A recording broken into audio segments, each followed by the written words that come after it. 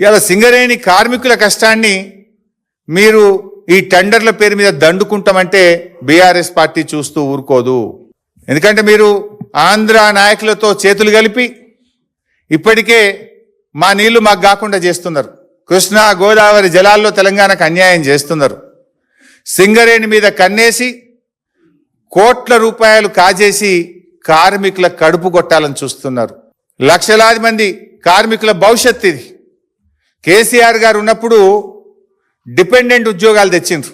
నాటి చంద్రబాబు గారు డిపెండెంట్ ఉద్యోగాలు రద్దు చేస్తే దాన్ని పునరుద్ధరించి 16,500 మంది కార్మికుల పిల్లలకు ఉద్యోగాలు ఇచ్చింది కేసీఆర్ గారు, బీఆర్ఎస్. మీరు వచ్చిన అప్పుడు కేసీఆర్ గారు ఉన్నప్పుడు నెల నెల మెడికల్ ఇన్వాలిడేషన్ ఉండేది, ఎగ్జామినేషన్ ఉండేది, మెడికల్ బోర్డు మీటింగ్ పెట్టేది. కానీ కాంగ్రెస్ వచ్చినాక ఆ బోర్డు మీటింగ్లు అంతా కూడా 2-3 అయినాయి. కేసీఆర్ గారు 16,500 ఉద్యోగాలు ఇస్తే మీరు పెట్టిందే 2 సార్లు మెడికల్ బోర్డు, అందులో 95% రిజెక్ట్ చేసి 100 మందికి కూడా ఉద్యోగాలు ఇవ్వలే. మీరు కార్మికులను మోసం చేస్తున్నారు. మీరు కేసీఆర్ గారు అసెంబ్లీలో ఒకసారి సింగరేణి కార్మికుల గురించి గొప్పగా మాట్లాడినారు. నేనున్న అసెంబ్లీలో రోజు, అరే వాళ్ళు పాపం దుమ్ము ధూళి అండర్ గ్రౌండ్లో ఆక్సిజన్ లేని చోట పోయి ప్రాణాలకు తెగించి కొట్లాడతారు, వీళ్ళకి మంచి వైద్యం అందాలని కేసీఆర్ గారు ఆలోచించారు. కాంగ్రెస్ వచ్చినాక ఇవాళ అపోలో ఆసుపత్రిలో కానీ, స్టార్ ఆసుపత్రిలో కానీ, యశోదాలో కానీ, కిమ్స్లో వైద్యం బంద్ అయిపోయింది సింగరేణి కార్మికులకు. వాళ్ళకి ఏమంటారు, ఎంపానల్మెంట్ తీసేసిండ్రు. ఇప్పుడు నిమ్స్కి పోండి లేకపోతే ఉస్మానియాకు పోండి అంటుండ్రు. అసలు సింగరేణే ఇలా కార్మికుల కష్టం, కార్మికుల చెమట చుక్కల్లో నుంచి సింగరేణి కదా ఉద్భవించింది. ఆ కార్మికులకు ప్రాణాలకు తెగించి సింగరేణి కోసం పనిచేసే కార్మికులకు వైద్యాన్ని కూడా దూరం చేసిన ప్రభుత్వం ఈ కాంగ్రెస్ ప్రభుత్వం. అరే కొన్ని వేల మందికి కేసీఆర్ గారు ప్లాట్లు ఇచ్చిండ్రు, సింగరేణి ప్లాట్లు ఇచ్చి రెగ్యులరైజ్ చేసి వాళ్ళని ఒక ఇంటి వాళ్ళుగా కేసీఆర్ గారు చేస్తే 2 ఏళ్లలో కాంగ్రెస్ ప్రభుత్వం ఒక్క ప్లాట్ అన్ని ఇచ్చిందా?